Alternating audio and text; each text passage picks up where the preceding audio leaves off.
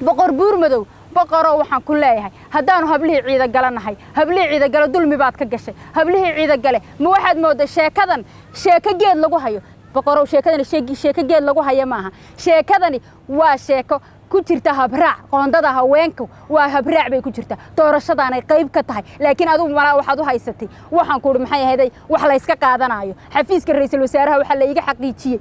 oo aad adiguna afkaaga igaga tiri alla nabar gardarro adeer ha kaaga dhigo nabar gardarro alla ha kaaga dhigo maxaa nabar gardarrad keenay ma reerba reer qoondadiisa qaadan kara taadu haddaad hablahaagii la jeclaatay yaa anaa lay dulmayaaye taaduguna dulmiga hay raacin oo mahdi ha noo raacin oo mahdi adigu waxaad u timi oo aad meel walba ka tidhaahdaa waxa aan maxay ahayday u taaganahay nabad iyo arrimo annaga goboladeeda waqooyi baanu u imi oo aan ka shaqeeya iyo masaalaxada ummadda Soomaaliyeed waxaad u tagtay oo aad soo raali gelisay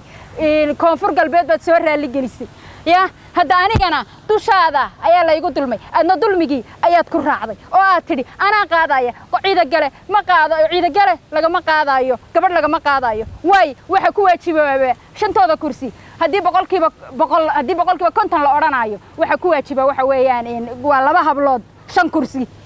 laakiin laba kursiba kama rabnee hal kursaanu ka rabnaaye halka yaga kursi inaad waxaan ku maxay ahayd aad dulmido oo aad waxaan ku anaa ka soo shaqaystay oo geystay xafiiska ra'iisul wasaaraha in lagaga doodo xafiiska ra'iisul wasaaraha in lagaga doodo anaa habeen iyo maalin u bixiyay anaa habeen iyo maalin waxaan ku u taagnaa anaa waxaan ku maxay ahayd wax waliba igaga baxay waqti iyo qarash iyo maskaxiba igaga baxday inaad waxaan ku si yaro fudud aad maanta maxay ahayd hamigaygii iyo hamigii habluhu ay lahaayeen aad ku dumiso godobta adiga iskale hablahaagii waad la jeclaatay hablana waa dulmiday godobta boqorow waxaan ku leeyahay istaghfirullah maanta wali kursigaagii lama qabanin wali kursigii laba kursi noo haray labada kursi hablaha ciida gale way ku shahiidayaan waanay u taagan yihiin waanay waxaan ku wax kastana way u hurayaan laakiin adigaaga yiri waxaan maxay ahayd ciida gale laga ma qaadayo istaghfirullah baan ku leeyahay boqorka Afrika isku sheegta laakiin inaad beelahaaga kamida yaa oo aad waxaan ku maxay ahayd aad dadka aad leedahay waxaan ka shaqeynayaa nabadooda inaad dulmido oo waliba habla ah inaad dulmido oo dushaada lagu dulmiyo adiga waxa baan u rabnay intaanu ku nimaadno inaanu ku niraahno boqorow mahdi saasu nagu hayaaye adaa boqorkayagiihe hadda nagala hadal laakiin waan ka xumahay ina dulmiga qaybta ugu weyn aad ka qaadato hawshayda halkay maraysa markan wareystaan halkay ii taagan tahay aad soo qaadatid maxay ahayd aad isdiwaan gelisid baa la yiri maxay boqorkii baa qaatay kursigii ciida gale habar jeclaa qaadatay habar jeclo annaga nama matasho habar jeclana waxooda ma rabnee annaga faraha nooga qaad haddaanu doonno sidaanu doonaan ku kala qaadana faraha nooga qaad baan ku leenahay maxay ahayd boqorow haddaad ilaahay nabad ka doonayso oo haddaad tolnimo rabto oo haddaad rabto maxay ahayd aad rabto hablo inuu wax la rabto oo aad dhaqan ku socoto oo aad inuu Soomaalinimo iyo maxay ahayd ehelnimo iyo wuxuunaad xeerinayso boqorow istaghfirullah dib uga noqo ha ku raacin mahdi waa ninka inan milxiis ka dhigtay waa ninka inan u ogolaan waaye inay soo tartanto anna ay dulmiyay inana milxiis ka dhigtay ee halka ku bahdilay ee halka ku dulmiyay ka raacin isteelka Soomaali maanta waxaan ku caqabada Soomaali hortaagna waa isteelkii mahdi guuleede ha ku raacin oo qayb caqabada ha ka noqonin oo qayb dulmiga ha ka noqonin oo qayb waxaan ku maxay ahayd ha ka noqonin in soo garooyin ha ka noqonin qayb burburka Soomaaliya ha ka noqonin qayb yaa intaasaan kaga baxaya maxay ahayd waxa kale oo aan leeyahay ra'iisul wasaare annaga waxaad noo sheegtay boqolkiiba 30 qoonta ilaalinayso 13 qof ee aad magacawday iyo gudidanaad habeen iyo maalin u yeedhayso ma kala hadashay qoondadu halkay marayso reerkii jifadii leh 3 kursiba waxaan ka rabaa maxay ahayd waxaan ka rabaa nin gabadhan ka rabaa baa tiri haye 5 kursi ciida gale waad ogtahay mar walbana way kugu soo noqnoqotaa mar walbana waad ogtay warayso baan ku cid walba batuulo warayso cid walba warayso xaniifo warayso cid walba warayso xafiiska UN ka tag يا حفيزك UN كوريسو قاندد waxay taala maxay cabashadeedu way taala ma garatay in waxaan ku uri xafiiskaaga adigoo fadhiya nalagu dulmiyo inta la isku riixriixo la yiraahdo qoondada ciida galaya qaadaya annagu qaadi mayno taagneyd ya wariyaale beed oran kari weydo wariyaale qoondada la isku turturay xataa hadaanad waxaan ku uri aad ka waxaan ku uri arinta aad ilowsan tahay yaale ciida galaale imise kursi leedahay 5 kursi markiina keena miyaad odhan weyday markuu waxaan ku idhi ta kale markuu in boqorku uu leeyahay anaa qaadanaya yaa dee bahasho arrin maaha geed ma talo arrin maxay aday oday dhaqameed kama talinaayo oday dhaqameed wuu ka talinay qayb buu ka leeyahay laakiin maaha habraac bay ku socotaa doorashadana qayb baanu ka nahay haddaanu haween ka nahay maxaana loogu qorayaa boqolkiiba 30 maxaana loogu qorayaa maxaad u magacawday 13 qof ee gurigii ambassadoriska maxaad u magacawday haddaan qoondadeedan aanad adigu noo xaqiijinaynin oonad xaqayaga adiga dushaada waxaan ku dhaarad noogu soo dhicinaynin dulmiga qayb baad ka tahay waxaan ku leeyahay ra'iisul wasaare dulmiga qaybta aad ka tahay yaa ee xafiiskaaga lagu dulmiyay naga qabaanu ku leenahay haddaanu nahay hablaha ciida gale marti baanu ku nahay naga qabaanu ku leenahay waxaanu ka cabanaynaa mahdi guuleed baanu ka cabanaynaa annagoo ah hablihii ciida gale waxaanu ka cabanaynaa mahdi guuleed maadaama uu noo diidan yahay qoondadii ay hablaha ciida gale ku lahaayeen matalaada golaha shacabka baarlamaanka Soomaaliya ay ku lahaayeen waxa noo diidan oo naga hor taagan oo geed dheer iyo geed gaabanba maxay hayday isugu taagay inaanay gabadh ciida gale aanay ka soo muuqanin golaha shacabka Soomaaliya baarlamaanka Soomaaliya inaanay ka soo muuqanin waxa geed dheer iyo geed gaabanba isugu kaaya taagay mahdi guuleed maanta marka waxaanu maxay hayday aan aad aan uga cabanaynaa waxa weeyaan ninkaasi waxa weeyaan maanta heerka ay marayso doorashada Soomaaliya ee intaas soo jeer la hakiyay ee intaas soo jeer maxay hayday la caalaqay ama la leeyahay way xun tahay oo madaah furna istaylkii uu isagu ku galay kursigiisa ku boobay ee ahaa maxay hayday ee ahaa milxiiska naqaaman ahaa istaylkiisii ayaa la raacayaa isagana waxa maxay haydeen waxa weeyaan boog ku ooli doonta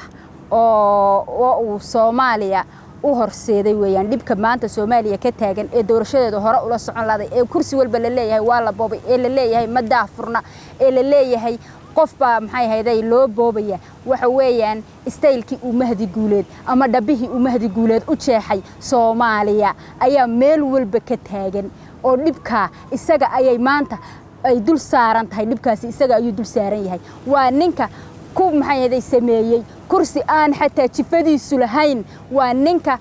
ku boobay ee ku sameeyay ee dariiqa qaldan ku raacay waxa weeyaan istaylkii maxay haday milxiiskii naqaamnaa ee uu sameeyay ayaa maanta Soomaaliya haysata taasaanu rabaa inuu maxay hayday annagana nagu dulmiyay haddaanu nahay hablii ciida gale waxaanu cod dheer iyo cod maxay hayday aanu cod dheer iyo cod gaabanba aanu maxay hayday aanu kula hadlaynaa cid kasta oo ay qusayso oo ugu horeeyo ra'iisul wasaaruhu wuxuu noo sheegay inuu maxay hayday oo samaynayo qoondada wuxuu sameeyay maxay hayday guddi ka kooban 13 xubnood 13 xubnood muxuu u sameeyay mahaysul waaleed bay qaadayaan annaga oo kale inay maxay hayday noo shaqeeyaan bay ahayd annaga oo kale inay dulmiga naga joojiyaan bay ahayd laakiin maxay hayday mudane ra'iisul wasaare xafiiskiisa lagu dulmiyay xafiiskiisa ayaa lagu dulmiyay oo qoondadii uu isagu ballan qaaday ee uu yiri 30% hal la ilaaliyo xafiiskiisa lagaga dulmiyay mahdina markii uu hadlayay ee uu tiyaatarka ka khudbadaynayay wuxuu yiri waxaan qabanayaa 30% baad sheegtay 50% ayaan qabanayaa buu yiri oo aan siinaya hablaha siinaya isagana waxa laga soo saari laayahay isagoo 5 kursi la beeshiisa ciida gale ay 5 kursi leedahay ayaa waxa laga soo saari laayahay inuu keeno hal gabadh uu keeno oo xataa uu gudidii ku handaday oo xataa uu yiri gudida ruux wal oo yiraahdo qoondada hablaha ciida gale hal la keeno wuxuu oranayaa soo ruux kuma keenin soo ruux ma wadatid yaa ruuxaaga dhulkan la jaraya ama kuma soo saarayo ayuu yiri ruux walba marka gudida laftarkeedii ee siid ahayd yaa ayaa waxaan ku kala jabtay oo ruux waliba uu leeyahay haddaad adigu ka hadasho oo aad adigu maxay haday tiraahdo qoondadaada keen waxaan ku qofka aad wadato ama cid aad u shaqaynayso ayaa waxaan ku maxay haday laga reebi doona ama laguma soo saarayo waayo waxa meesha ka socda waxa weeyaan boobkii uu isagu sameeyay ee cadda ee milxiiska naqaaman aha ayaa waxaan ku ayaa socda marka waxaan leenahay mahdi guuleedow waxa aad samaysay iyo waxa aad wado iyo waxa aad maxay hayday aad ku jirto haddaad ka bixi weydo aday ku taala waana maxay hayday dulmi cad oo aad ka gashay hablaha beeshaada dadka aad matasha waxa weeyaan maxay hayday waa gobolada waqooyi dadka aad matasha waxa weeyaan reerkaaga haddii aad dulmido oo aad annagana dulmiday yaa kaleed waxaan ku maxay hayday aad hagaajinaysaa ama aad maxay hayday aad wuxu taraysaa marka taasi waa taa mahdi guuleed istaylkiisii ayaa socda waxa kale oo aan halkan maxay hayday aaneen ugayn waxa kale oo aan halkan uga mahad celinayaa gudoomiyaha aqalka sare Cabdi Xaashi Cabdilaahi oo isagu qayb lixaad ka qaatay sidii uu qoondada waxaan ku maxay hayday bal mahdi u keeni lahaa iyo sidii uu qoondada hablaha ciidagale loo keeni lahaa laakiin nasiib darro Cabdi Xaashi waa laga awood batay mahdi baana ka awood batay mahdi baana ka shaqeeyay oo gudidiina ka shaqeeyay oo waxaan ku cid walba ka shaqeeyay oo waxaan ku oday dhaqameedkii ka shaqeeyay oo waxaan ku xafiiska ra'iisul wasaaraha laftarkiisa maxay hayday dhexdiisa lagu dulmiyay marka waxaan leeyahay Cabdi Xaashi adigu shaqo fiican baad qabatay halka ha kaga hadhin halka kaga haybaan ku leeyahay Cabdi Xaashiyo inta waxaan ku hablaha ciidagale ay dulmiga ka baxayaan maanta waxa la xareeyay maxay hayday ergadayadii u dambeysay shanteedii kursi saddex waa la qabtay laba ana u tartamayay mid aqalka sare u ahaa short list-kii buu iga reebay mahdi haddana waxaan ku maxay hayday waxaan isu soo taagay kii jifadaydu lahayd baan isu soo taagay markuu arkay qoondadii inay ku saxan tahay ayuu waxaan ku isagu ku fadhiistay oo kursi aanu isagu qoonda u lahayn uu boobay sababta uu u boobayna ay tahay inuu maxay hayday qoondada weydaariyo labada kursi kale noqotay labada kursi sharcigu mahdi ku qaatay maxay hayday uu ku qaatay kayga uu ku qaatay igama riixaya aniga gabadh ciida galaabaan habli kale ciida galana way taagan yihiin marka kaasaan ku sugaayay hadda odaygii buu handaday gudidii buu handaday maxay yaday cid walba wuu handaday waxaan ku ergadii waa la xareeyay isagay u xareysan tahay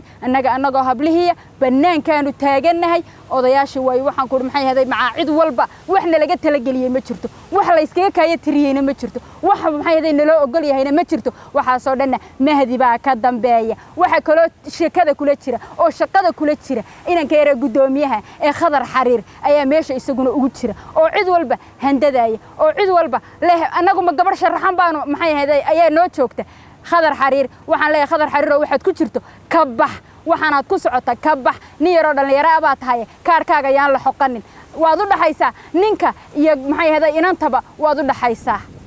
gudina waa tahay gudina waad isku sheegaysaa waxaanad u xaglinaysaa ragii meel walbana waxaad la taagantahay ma gabar sharaxan baanu haynaa aniga meel kasta xafiiska UN-ka laga soo helayaa reportkayga feed baa laga soo helayaa waxa laga soo helayaa maxay hayday xafiiska ra'iisul wasaaraha gudida uu magacawday 13 waa laga soo helayaa wasaaradda haweenka laga soo helayaa meel aan qoonta haweeno ciida galaan kaga hadlin ma jirto annagoo sidaas oo intaas oo dhan halgamayna baa la rabaa in la dulmiyo la rabaa in waxaan ku xaqayagii la duudsiyo ma yeelayno mana dhacayso haddii ay dhacdana de waxaan ku maxay hayday adduunyada ruux waliba uu taagan yahay ruux waliba waxaan ku maxay hayday uu taagay anigu dhalinyaraanahay waan soo shaqeeyay waana shaqeeya waana noolahay laakiin dulmiga ha laga daayo hablahan leeyahay inaan hadli karaynin baa jirta in meelaha waxaan ku fadhidaa jirta in hanku ku jira laakiin aan hadli karin baa jirta uu mahdi hor taagan yahay waxa kale oo meesha ayadana taala oo maanta ayadana aanu soo sare kacay dhibaatada ayadana taagan